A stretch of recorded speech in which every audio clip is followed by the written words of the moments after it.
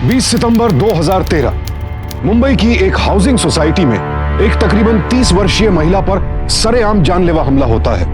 ताज्जुब की बात यह थी कि हमला करने वाला कोई आम अपराधी नहीं था, बल्कि एक पुलिस वाला था। आखिर एक रक्षक भक्षक कैसे बन गया? क्या दुश्मनी थी उसकी इस महिला के साथ जो इतनी बेरहमी से उसकी जान लेने की कोशिश की? क्या यह महिला बच पाई या नहीं? जानने के लिए देखते हैं बीते वक्त की कुछ घटनाएं।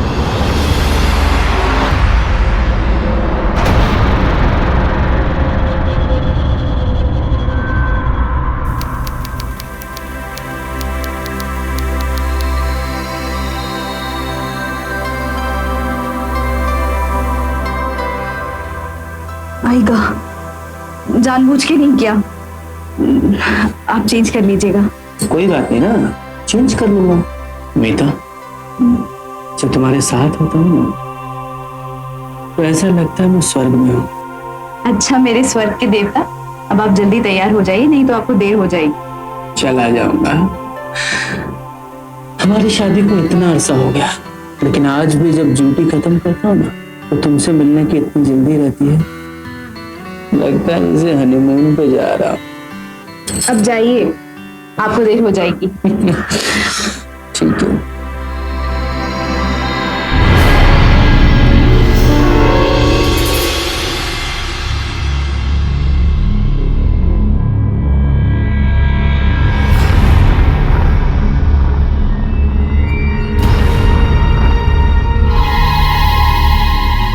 डार्लिंग, डार्लिंग जरा इधर आओ। जी? तुम्हें क्या लगता है सब कुछ ठीक है? जी। हाँ?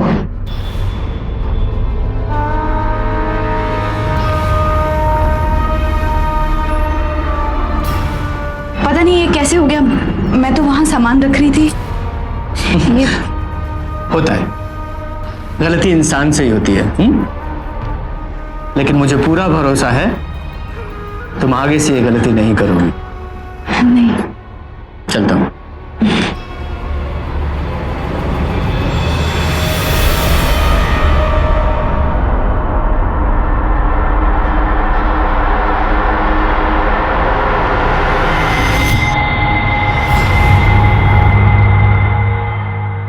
विटामिन्स की गोली ध्यान से लेना, बोलना नहीं।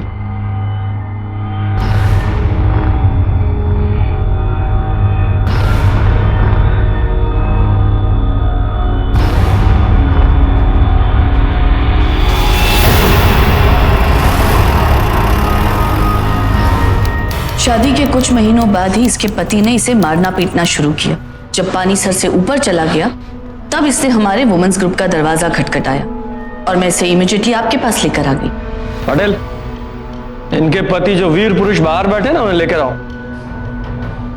आप चिंता मत कीजिए, आपके पति की ऐसी खातिरदारी करेंगे ना, वो आपको तो क्या, आपकी परछाई को भी हाथ नहीं लगाएगा।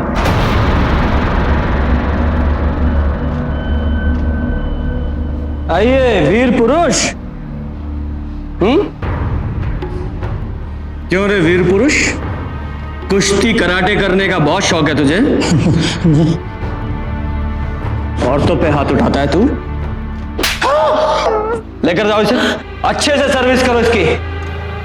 इंस्पेक्टर साहब, आप जैसे पुलिस वालों की वजह से ही कानून पर भरोसा आज भी बना है। धन्यवाद लता जी, लेकिन कोई औरतों पर जुल्म करे, उन्हें परेशान करे, मारे पीटे, ये मुझसे बर्दाश्त नहीं होता। Excuse me. लता जी, मैं आपसे मिलता हूं बाद में। Thank you so much. और हाँ, अब तो कम से कम आप अपनी वाइफ को हमारे वुमेन्स ग्रुप का मेंबर बना दीजिए। कब से कह रही हूँ मैं आपसे। ये मेरा कार्ड उन्हें दीजिए। आपका नंबर है ना मेरे पास? ये कार्ड आपकी वाइफ के लिए है, प्लीज उन्हें दीजिए। Thank you so much. नमस्ते।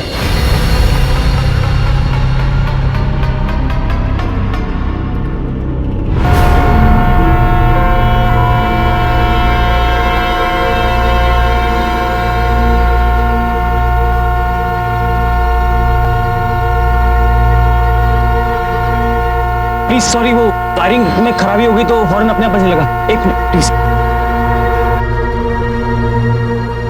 जी अब ठीक है।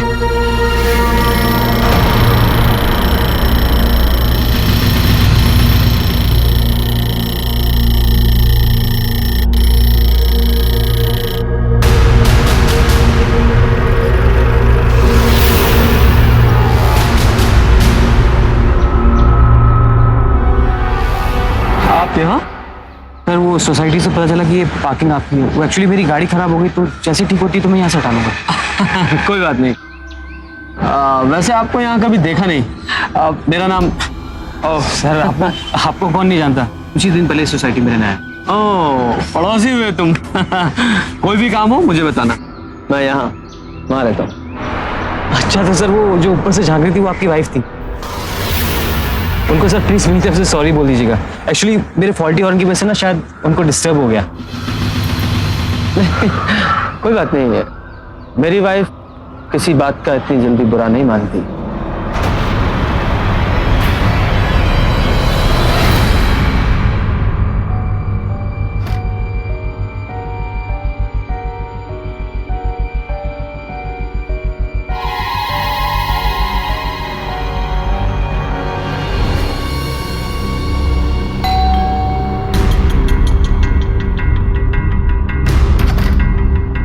आ गया? नहीं।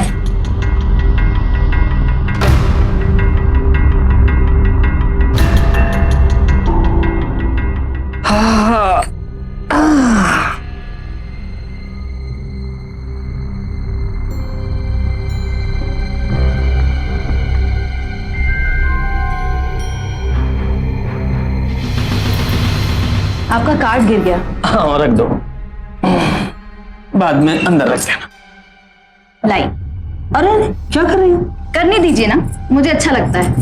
अरे नहीं नहीं, अरे तुम नौकरानी नहीं हो, पत्नी हो मेरी। तुम्हारी जगह यहाँ नहीं, यहाँ यहाँ बैठो। तुम्हारी जगह यहाँ है। ना खुशकिस्मत हूं मैं, तुम्हारे जैसी बीवी मिली है।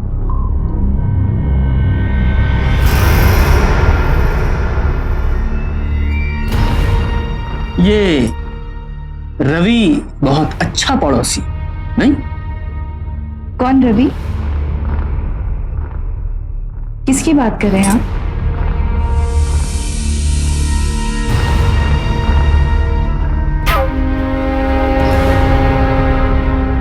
वही हैंडसम लड़का जिसे देखने की जल्दी में तुम ये पिलो इस खिड़की पर भूल गई, उसी का नाम रवि है। हाँ, तुम्हें सॉरी बोलने के लिए कहा है। नहीं, पता नहीं कैसे।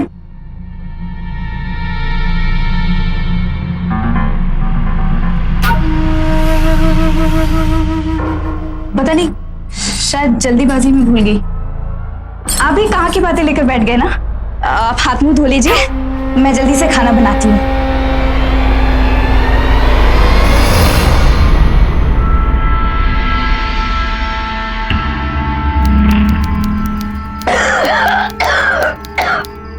क्या हुआ? सूप तीखा है क्या? पानी।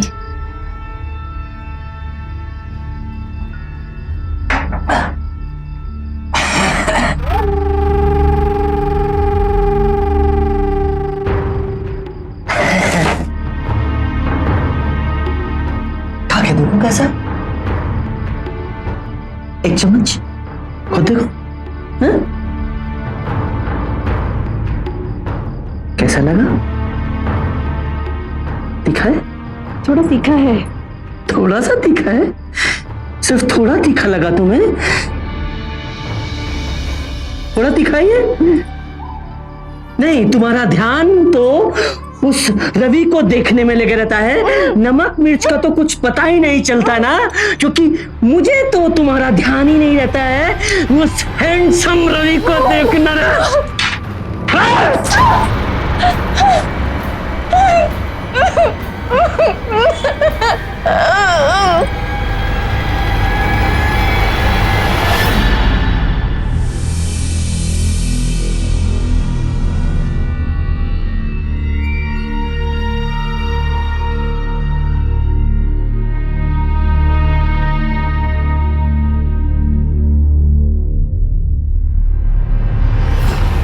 सॉरी,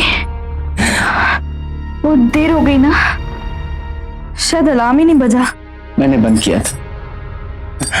क्या है कि रात जो कुछ भी हुआ उसके बाद एक आराम की गहरी नींद की तुम्हें सख्त जरूरत थी। मीता, मैं तुमसे बहुत प्यार करता हूँ और चाहता हूँ कि तुम हमेशा खुश रहो। I love you.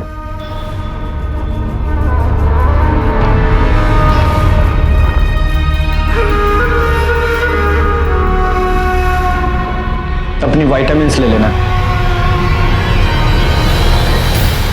हरी के साथ बिताया मीता का हर एक पल खुशी के साथ साथ डर के साए से भी घिरा रहता था। शादी के इतने सालों बाद भी वो हरी का अजीबोगरीब स्वभाव समझ नहीं पा रही थी। वो तय ही नहीं कर पा रही थी कि आखिर वो करे भी तो क्या करे।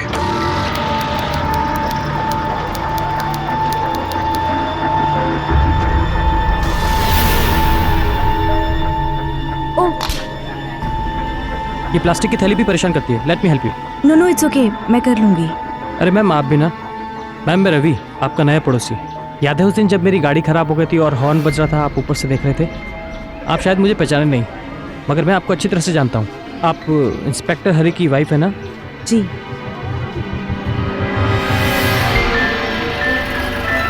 इंस्पेक्टर साहब को मेरा हेलो बोलेगा।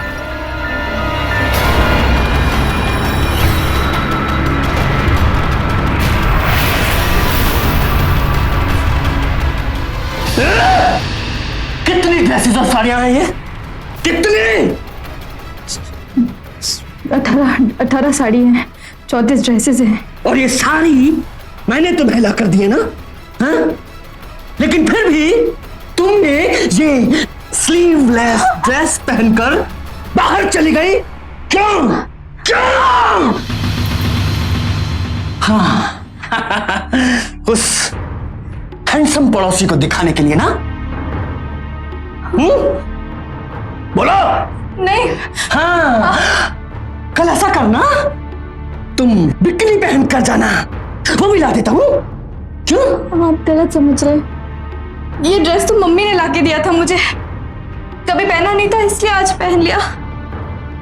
और वो रवि जी तो मुझे बिल्डिंग के नीचे ऐसे इत्तेफाक से ही मिल गए थे। चुप!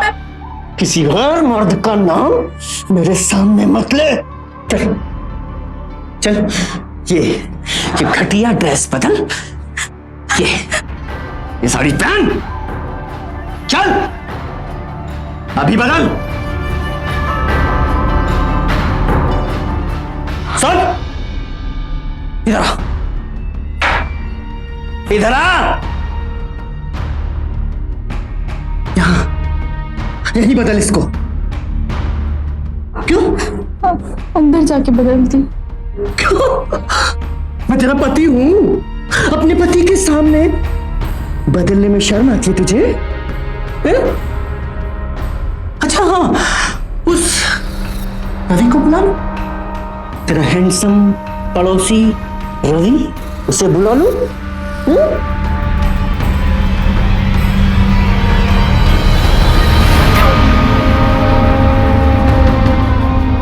देख क्या रही है? ये दुपट्टा प्लीज निकाल।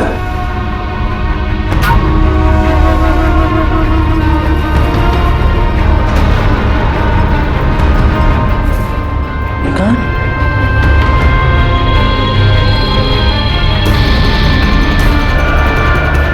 साड़ी पहन। पहन।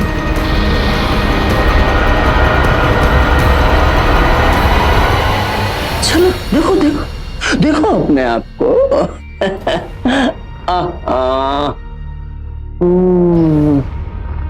अरे अरे अरे अरे, ये क्या?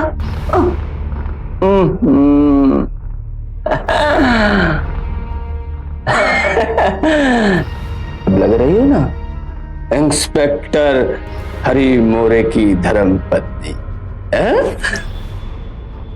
लग रही है?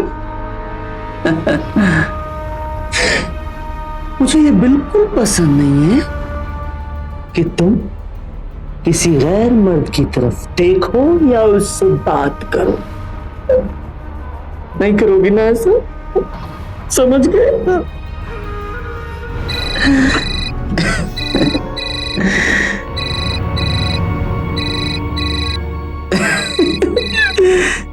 सासू माँ का फोन।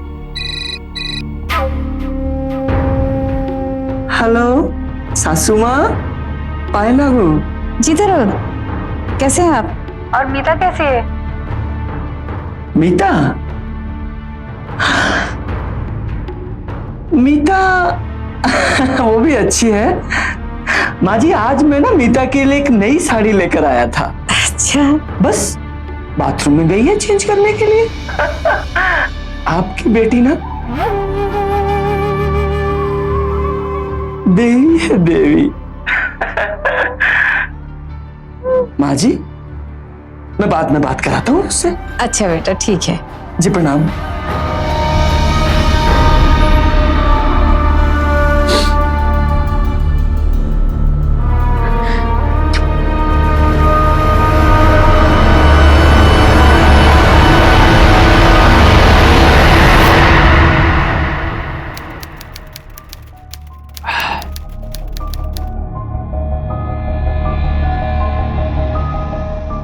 आज आपको देर हो गई। कोई बात नहीं, आज तुम्हारे लिए एक सरप्राइज है।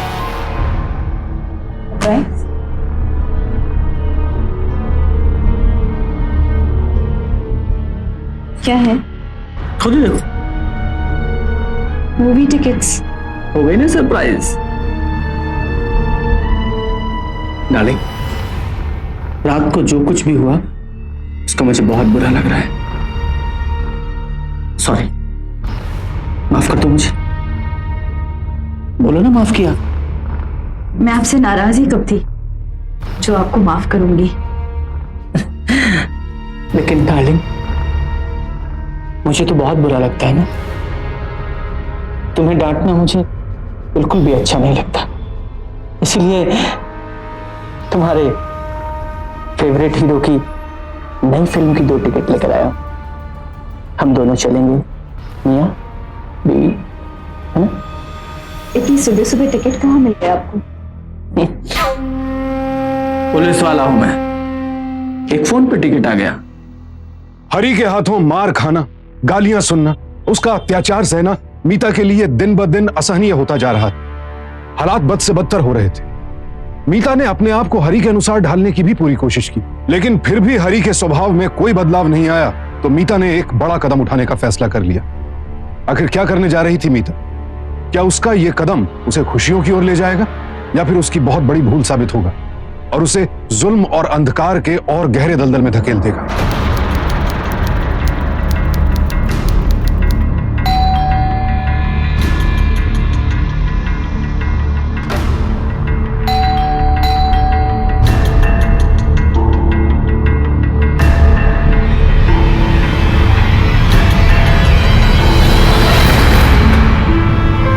मीता, मीता, कहाँ हो तुम? नहा रही हो क्या?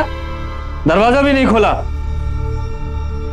अरे जल्दी तैयार हो जाओ, मूवी के लिए निकलना है, ठीक है? मीता, अरे कहाँ हो भाई?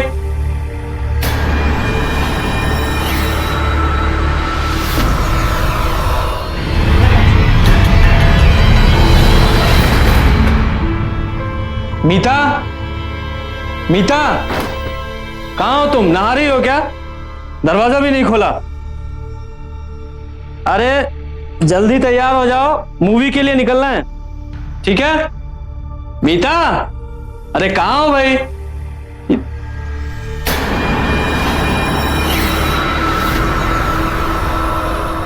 हरी जी, मैं आपके लायक नहीं हूं। मैं आपको खुश नहीं रख पा रही थी। मैंने बहुत कोशिश की कि आपको शिकायत का मौका ना दूं, पर आपका दिल नहीं जीत पाई। अब मुझसे और नहीं सहा जाता। मैं अपनी माँ के घर जा रही हूँ। प्लीज़ मुझे भूल जाइए और हो सके तो बिना तमाशा किए तलाक दे दीजिए। भगवान आपकी रक्षा करे। मीता।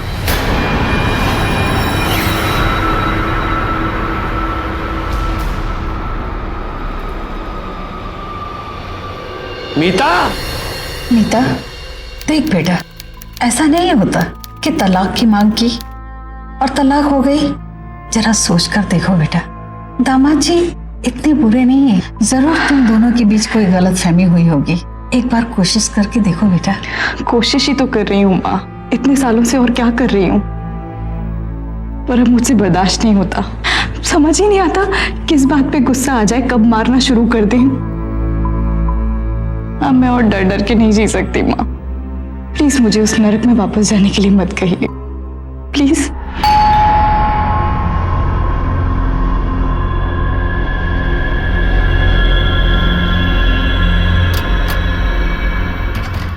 अरे दामाद जी आप जीते रहो, खुश रहो। आइए आइए आइए दामाद जी आइए।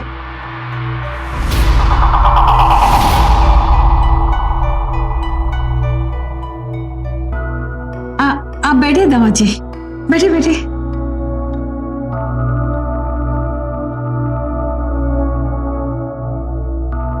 कहिए दामाद जी, क्या लेंगे आप, चाय या ठंडा? जी कुछ नहीं लूंगा। देखिए मैं आपके लिए क्या लेकर आया हूँ। ये देख, सर्दियां आ रही है ना, एक छोटा सा गिफ्ट है आपके लिए। आज तक इस घर में कभी खाली हाथ आए हैं? नहीं ना?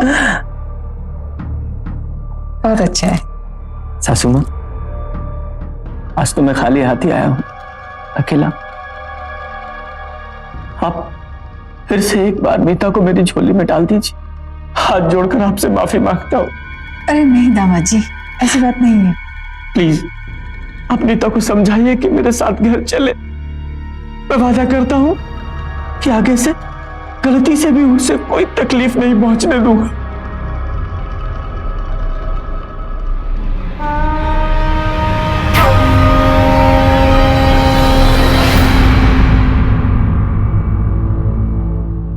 बेटी मान जा बेटी, अपने घर लौट जा। देख दामाद जी बहुत उदास है। वो रोए या पांव पकड़े, पर मैं उस घर में वापस नहीं जाऊंगी माँ। मैंने तय कर लिया है माँ, मुझे तलाक चाहिए। तलाक लेके क्या करोगी? यहीं रह के कुछ काम कर लूंगी माँ। उससे पहले थोड़ा सा जहर लाकर मुझे दे दे। ये आप क्या कह रही हैं? और क्या कहूँ, ससुराल से वापस आई बेटी का बोझ इस बुढ़ापे में मैं नहीं उठा पाऊंगी। देख बेटा, तेरे पिताजी की आत्मा को शांति नहीं मिलेगी। मेरी बात मान जा बेटा, अपने घर वापस चली जा। कब तक बर्दाश्त करूं? कब तक बर्दाश्त करूं? मुझसे नहीं होता। मेरे बच्चे, अपने घर वापस चली जा। हमारे समाज में लड़के और लड़कियों में भेदभाव की शुरुआत तभी हो जाती है जब बच्चे माता पिता से अपना पहला खिलौना मांगते हैं। रूढ़िवादी सोच से ग्रसित कई माता पिता बेटों को तो पहले खिलौने के रूप में बैट बॉल या खेलकूद का सामान देते हैं ताकि वो शारीरिक और मानसिक रूप से मजबूत बने, और बेटियों को वही गुड्डे गुड़िया या चूल्हे बर्तन वाले खिलौने थमा देते हैं और अनजाने ही उनके मानसिक और शारीरिक विकास को संकुचित कर देते हैं। हमारे समाज में आज भी कई जगहों पर बेटियों का ऊंची आवाज में बात करना या किसी भी विषय पर खुलकर बहस करना बिल्कुल बर्दाश्त नहीं किया जाता है। झुक जाने और बर्दाश्त करने की सीख ही सबसे बड़ा अभिशाप साबित होती है मासूम बेटियों के लिए जब वो अपने मायके से ससुराल जाती हैं। कुछ ऐसी ही सीख मीता की मां ने भी उसे दी थी, और सही समय पर अपनी बेटी का साथ ना देकर उन्होंने उसे हरि की क्रूरता के आगे झुका दिया, बेबस कर दिया। बेचारी मीता करती भी तो क्या, उसके अपने ही उसके साथ नहीं थे। इधर यह सवाल था कि क्या वाकई हरि बदल चुका था। मायके से आने के कुछ हफ्तों बाद तक कोई वारदात नहीं हुई, यहां तक कि मीता को भी लगने लगा था कि हरि बदल गया है। लेकिन क्या वाकई ऐसा था या यह महज मीता की नादानी थी?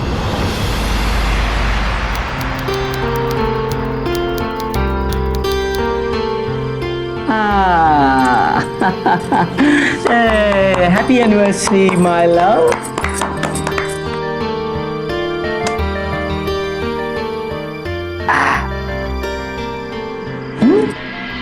आपको तो पता है ना कि मुझे ये सब पसंद नहीं है। Just once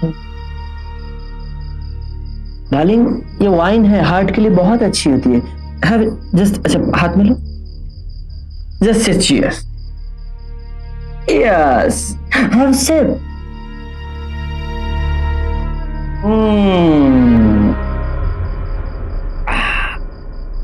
chin, have it. मैं नहीं पी पाऊंगी। Just- मैं नहीं पी पाऊंगी। प्लीज डार्लिंग, आज हमारी एनिवर्सरी है। मेरे लिए ले लो।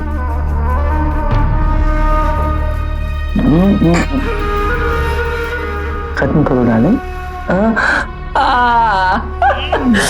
वाह, वेरी नाइस। कैसी लगी? वाइन कैसी लगी? अच्छी थी ना? थोड़ी थोड़ी। थोड़ा थोड़ा तुझे अच्छा लगता है तो मेरे पीछे उसके साथ भी तू वाइन और डाइन करती है। वो तो आपने जबरदस्ती की थी, इसलिए मैं तो आपकी बात मान रही थी। क्यों मानी मेरी बात? क्यों मानी? पतिव्रता स्त्री होकर शराब पीना चाहती है तू? मैंने किया था मना, आपने वादा किया था आप मुझे मारेंगे नहीं। मैं तेरा इम्तिहान ले रहा था, तू उस इम्तिहान में फेल हो गई, इसलिए मैंने अपना वादा भी तोड़ दिया। हर 9 मिनट में एक घटना, ये कोई सनसनीखेज आंकड़े नहीं है, हमारे देश का कड़वा सच है। लेकिन अफसोस, इस बारे में बहुत कम लोग बात करते हैं। ऐसे मामलों को या तो दबा दिया जाता है या फिर प्रताड़ित महिला को इतना बेबस कर दिया जाता है कि वो कभी आवाज उठाने की कल्पना भी ना कर सके। क्या बेबस मीता भी यूं ही दबी रह जाएगी या फिर अपने सम्मान, अपने स्वाभिमान के लिए कोई कदम उठाएगी? माँ, उन्होंने मुझे कल फिर मारा, मुझे प्लीज घर आने दो माँ, ये आदमी मुझे मार डालेगा। देख बेटा, मैं तेरे आगे हाथ जोड़ती हूँ, इस विधवा माँ की इज्जत और मत उछाल, समझौता करना सीख ले बेटा। माँ, हेलो।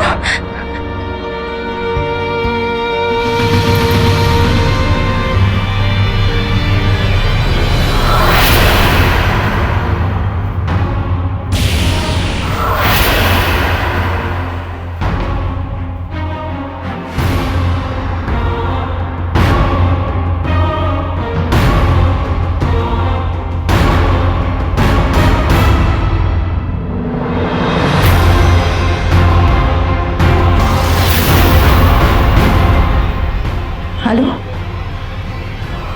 लता जी, कब से चल रहा है ये सब? शादी के कुछ महीनों बाद से ही माँ समाज के डर से कहती है कि एडजस्ट करो। अब आप बताइए मैम, कब तक चुपचाप ये सब सहती रहूं?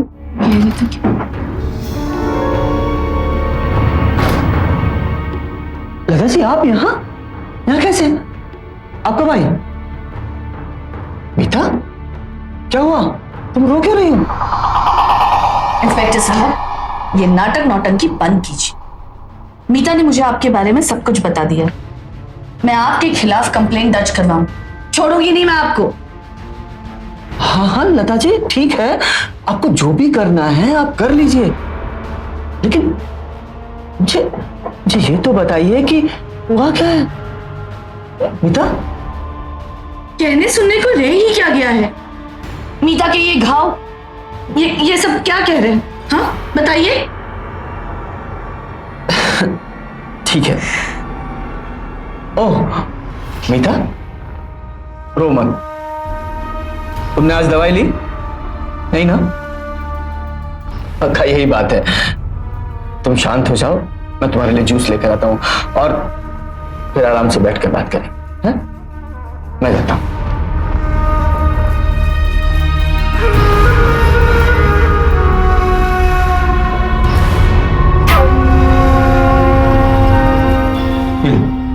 जूस ले लो।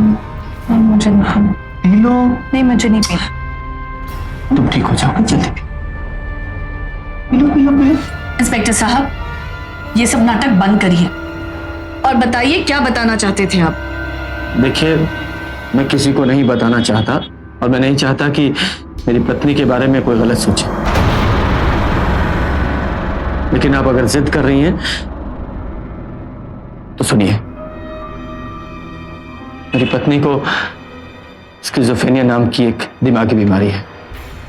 ये आप क्या कहते जा रहे हैं? लता जी, मुझे कोई बीमारी नहीं है, ये मुझे बात बात पर मारते हैं और आज अपने आप को बचाने के लिए आपसे झूठ बोल रहे हैं।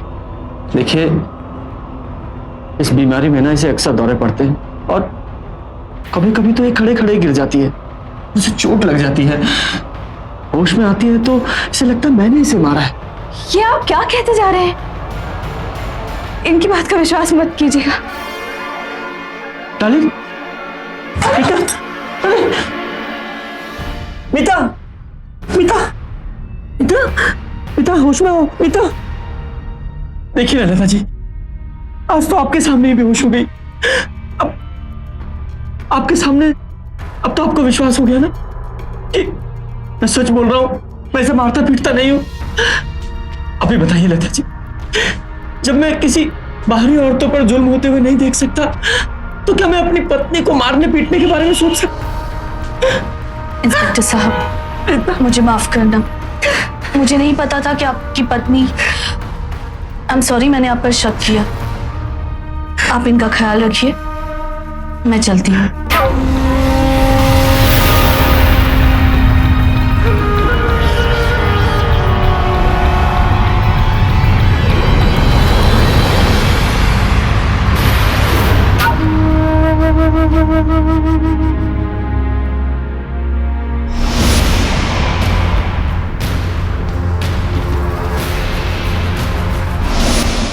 मीता,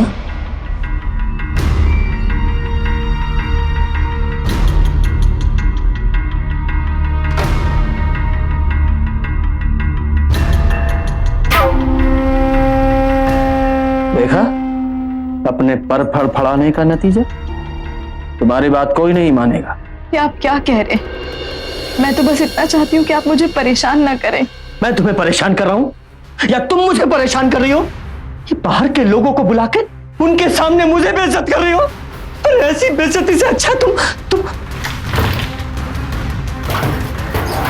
मैं परेशान कर रहा हूं तुम्हें। लो ना, किस्सा ही खत्म कर दो।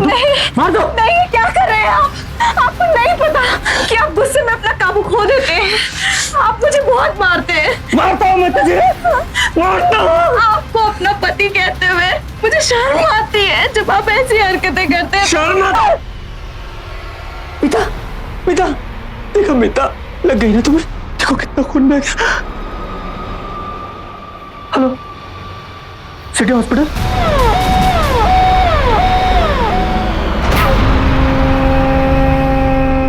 डॉक्टर साहब, ये जल्दी ठीक तो हो जाएगी ना? आप घबराइए मत, आज शाम तक आप इन्हें घर ले जा सकते हो। जी थैंक यू। डॉक्टर साहब, इन्हें सूप पिला दूं? ओ यस, ऑफ कोर्स।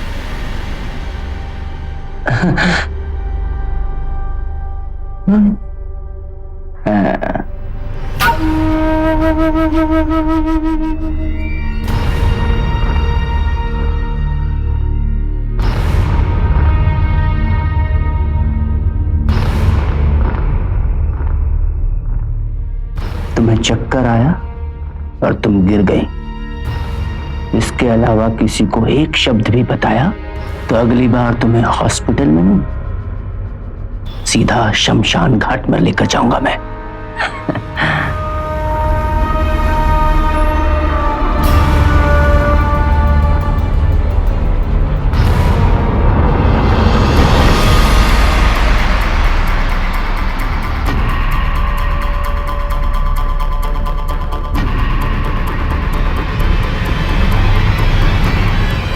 हेलो,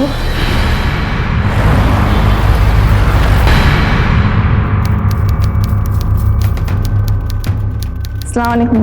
वालेकुम, बैठिए।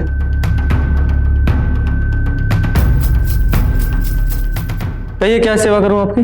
सेवा तो आप बहुत करते हैं, मैं तो आपका शुक्रिया अदा करने आई। शुक्रिया? किस बात का? लता जी ने मुझे बताया कि आपने मेरी बहन जैसी कई लड़कियों की मदद की है। एक्चुअली आज शाम को मैं दुबई जा रही हूँ और लता जी के ग्रुप के लिए कुछ डोनेशन देना चाहती हूँ, बट मेरी उनसे बात नहीं हो पाई और मैं आप पे ट्रस्ट कर सकती हूँ। आप तो उनसे रेगुलर मिलते हैं, तो क्या आप मेरी तरफ से उन्हें ये दे देंगे जरा? जी, तारीफ के लिए शुक्रिया, पर ये पैसे आप डायरेक्टली उनके ऑफिस में क्यों नहीं दे देते? मुझे इन सब में कहाँ डाल रही? लता जी से आपके बारे में बहुत सुना है और देखिए, मैं किसी पे भरोसा नहीं कर सकती हूँ। आज शाम की फ्लाइट से अगर मुझे जाना नहीं होता तो मैं खुद ही दे देती। प्लीज मना मत कीजिए, चैरिटी के लिए पैसे। आप इतना कह रही हैं तो ठीक है। अच्छा, उनसे क्या कह दूं कि किसने दिए? कह दीजिएगा कि सलमा ने। जी हाँ, इसमें 4 ही है, मैं ढूंढता हूं सर। जी, जय हिंद सर। दीपक, तलाशी लो। तलाशी? क्या बात है सर? ये तलाशी किस लिए? अभी पता चल जाएगा। सर ये रहे। क्या ये? सर ये, सर जैसा आप समझ रहे हैं ये वैसा नहीं है, चैरिटी का पैसा है, मैं प्रूव कर सकता हूं। मैंने सुना है तुम्हारे चैरिटी के विषय में, ड्यूटी के बदले में तुम औरतों से पैसे वसूलते हो। शर्म नहीं आती तुम्हें? आपको जरूर कोई गलतफहमी हुई। गलतफहमी? ये पता है मुझे, ये करते हो तुम।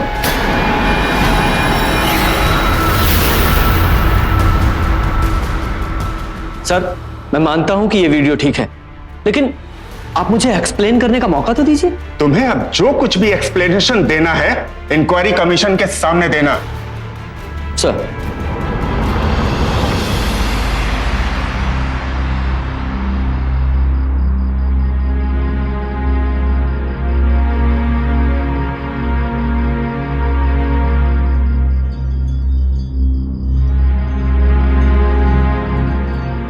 आज तक वर्दी पे एक दाग तक नहीं लगा, एक पैसा इधर का उधर नहीं। फिर भी उस एसीपी ने मेरे खिलाफ इंक्वायरी कमीशन बैठा दी।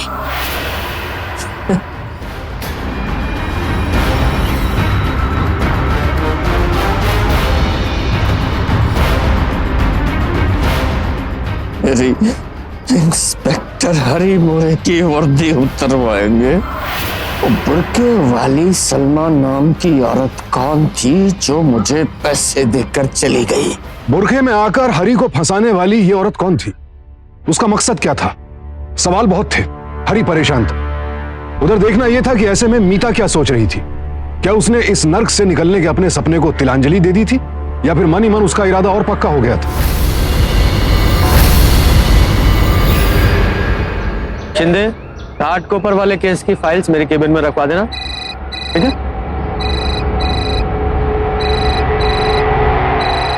मीता का फोन? हाँ डार्लिंग बोलो। सुनिए ना, मैंने आपके लिए एक सरप्राइज प्लान किया है। मैं एक फिल्म की 2 टिकट्स लेकर आई और शो अभी है। आप थोड़ा घर जल्दी आ जाएंगे प्लीज? अच्छा ठीक है, मैं बिल्डिंग के नीचे ही आपका इंतजार करती हूँ। पहुंचता हूँ। ठीक है।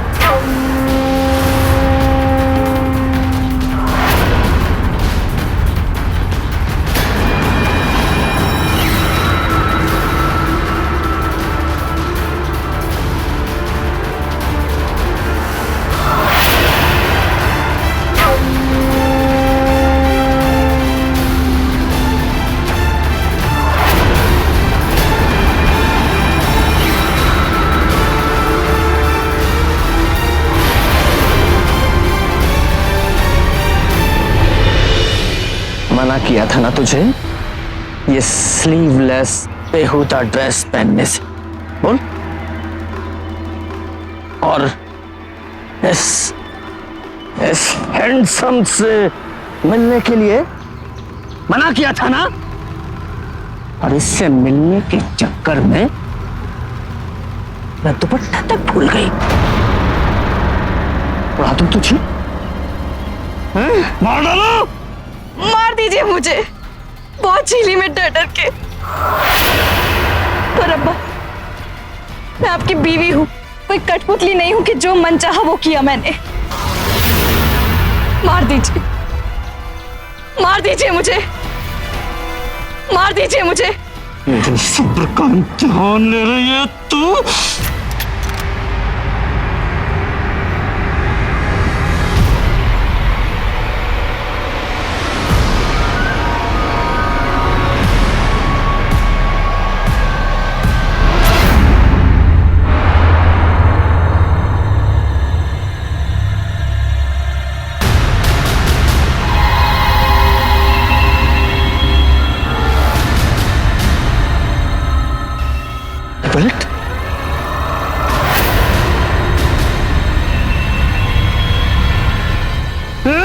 इंस्पेक्टर मोरे, तुम्हें अटेम्प्ट टू मर्डर और महिला उत्पीड़न के सेक्शन 498 के तहत गिरफ्तार किया जाता है। तुम जैसे घटिया लोगों के कारण ही हमारा पुलिस डिपार्टमेंट बदनाम होता है। ले चलो।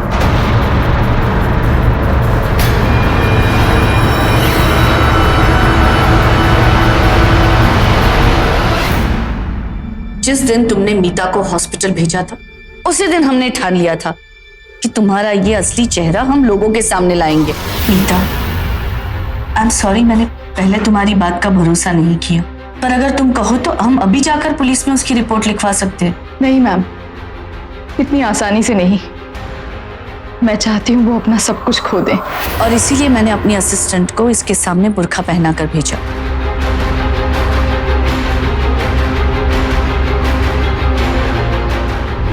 Very good.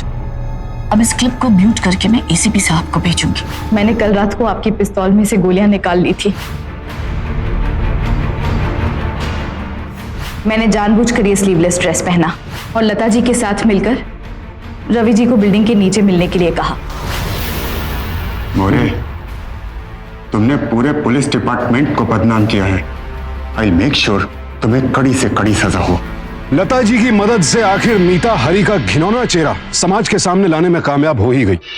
हरि को फौरन पुलिस फोर्स से निकाल दिया गया और उस पर हत्या के प्रयास के लिए आईपीसी के सेक्शन 307 और मीता को शारीरिक और मानसिक रूप से प्रताड़ित करने के लिए डोमेस्टिक वायलेंस एक्ट 2005 के अंतर्गत आईपीसी के सेक्शन 498A के तहत 7 साल गैर जमानती कैद की सजा सुनाई गई। मीता अब अपनी मां के साथ ही रहती है।